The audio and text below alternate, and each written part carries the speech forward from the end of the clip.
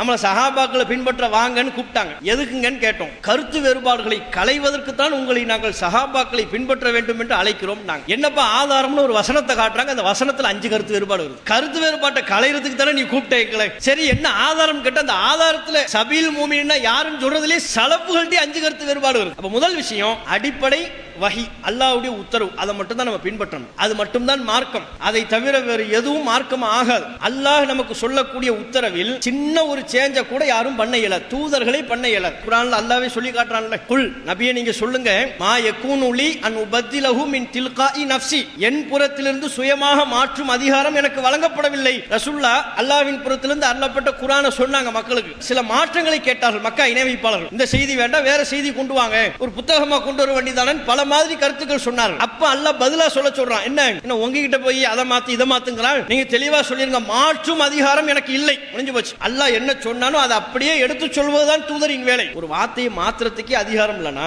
சஹாபாக்களுக்கு புதுசா ஒரு வழியை உருவாக்க முடியுமா? அந்த அதிகாரத்தை அல்லாஹ் சஹாபாக்களுக்கு கொடுப்பானா? சபீலுல் மூமின்னா சஹாபாக்கள் போன பாதை இவங்களா ஒரு அர்த்தம் வைக்கிறாங்களே. சஹாபாக்கள் அல்லாஹ் ரசூல் காட்டிய வழி அல்லாம இன்னொரு வழியில போக முடியுமா? அந்த ரைட்ஸ் அவங்களுக்கு இருக்கா? அல்லாஹ் மூமின்களின் பாதைன்னு சொல்வது வஹியை தான் அல்லாஹ் சொல்கிறான். மூமின்களின் பாதை எது? ஆதம் அலைஹிஸ்ஸலாம் அவர்களிலிருந்து உலகத்தில் பிறக்கின்ற கடைசி மனிதர் வரை அவர் செல்ல வேண்டிய பாதை வஹி, அல்லாஹ்வுடைய உத்தரவு, அதான் நேர்வழி.